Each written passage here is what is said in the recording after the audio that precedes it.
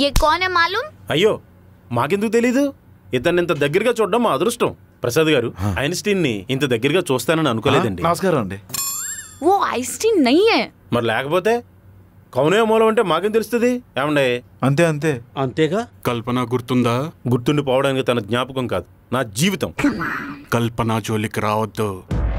అసలు కల్పన గురించి మాట్లాడడానికి నువ్వెవడవరా? ये कौन है मालूम? నువ్వు చెప్పరా? మళ్ళీ చెప్తున్నా, కల్పన జోలికి రావద్దు. ये कौन है मालूम? నీకో దండం, నీ ఎలివేషన్ కో దండం. ఈ మహానుభావుడు ఎవరు? ఈ యుగ పురుషుడు ఎవరు? ఈ ఉత్తమ కుమారుడు ఎవరు? చెప్పు తగలడు. ये कल्पना का మొగుడు है. మొగుడంటే అండి రెడ్డి గారు, మీ ఫ్యామిలీ విషయాలు నాకు ఎందుకు సార్? ప్రసాద్ గారు,